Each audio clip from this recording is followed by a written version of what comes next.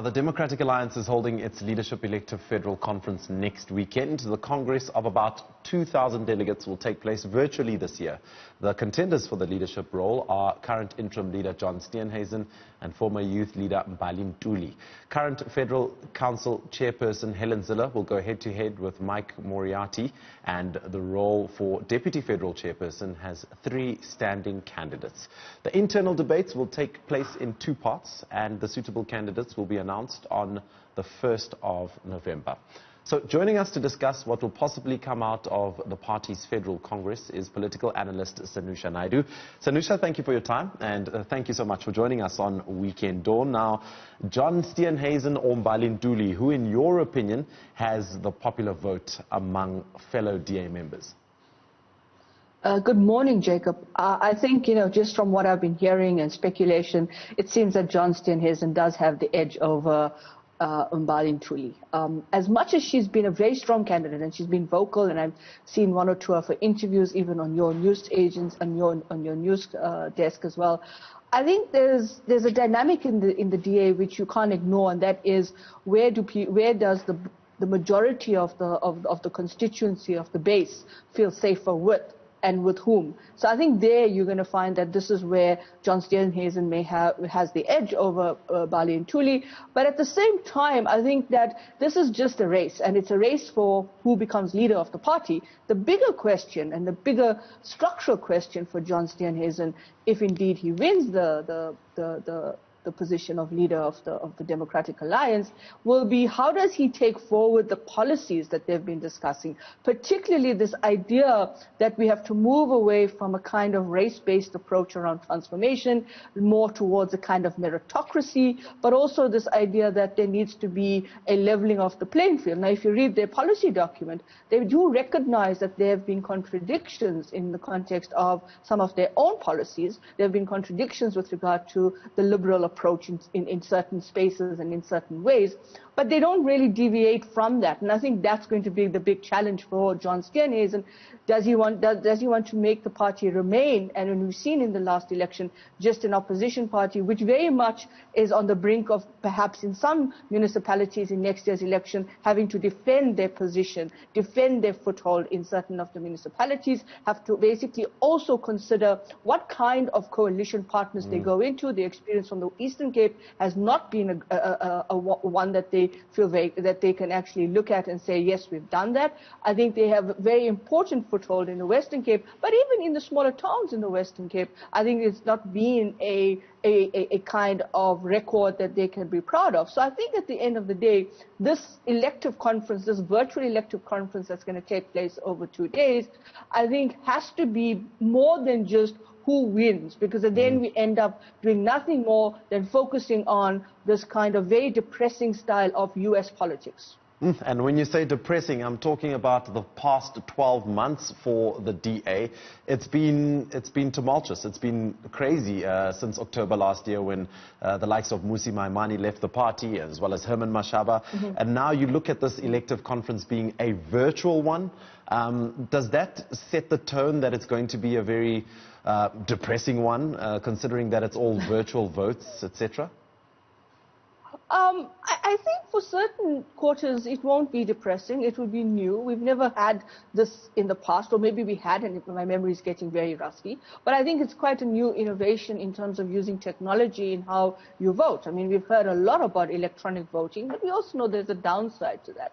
So the bigger question there as well for me, Jacob, would be who gets access to that? Which constituencies are able to have access to the kind of virtual voting, and what about those communities who don't necessarily have the capacity nor the financial resources to be in the kind of virtual room that we're speaking about? And I think that's going to be critical in terms of how this plays out in the debates, in the elective discussions, and of course the ultimate voting. I suspect that these are things that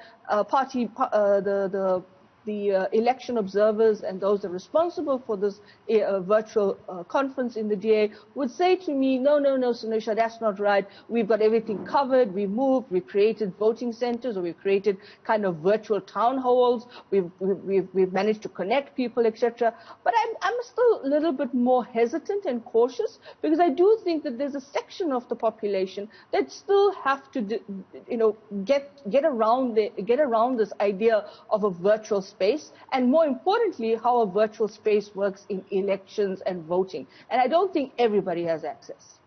Let's talk about Federal Council now. In this day and age, the year 2020, do you think someone like Helen Zille is still relevant within the DA? Very much so. I think the fact that Helen Zille came back, given her own tumultuous past and her own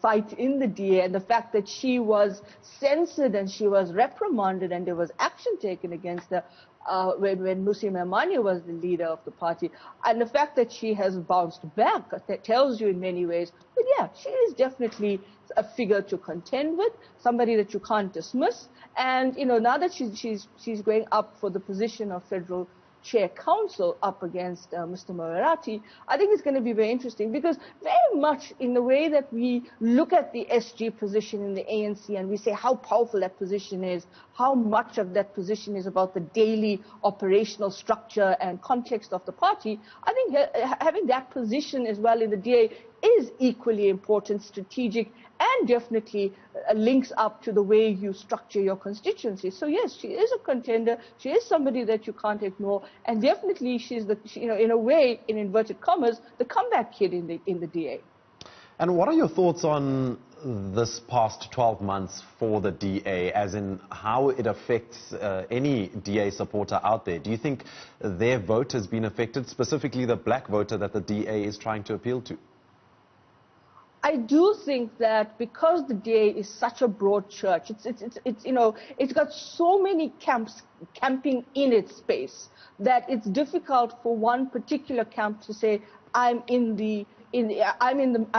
the main frame. I'm at the main camping center where the main fire is. And I think the problem here is that there are constituencies, like you rightly pointed out, who have been marginalized. There's been the voice of some have been louder than the voice of others. And I think for black voters, and this is not necessarily looking only at black voters in a kind of broad context, and specifically African voters, I think there's a difficulty there for them in the DA. And I'm very curious to understand how Ms. Ntuli and others are going to sell this agenda of a DA which essentially is saying to African voters, try and leave the past in the past. Let's move beyond. Yes, we know it was a horrible experience, but let's move towards some kind of leveling of the playing field. Let's look at beyond that space. And it's very hard to do this in South Africa, because the past inevitably determines our identity, our ideological space, and determines our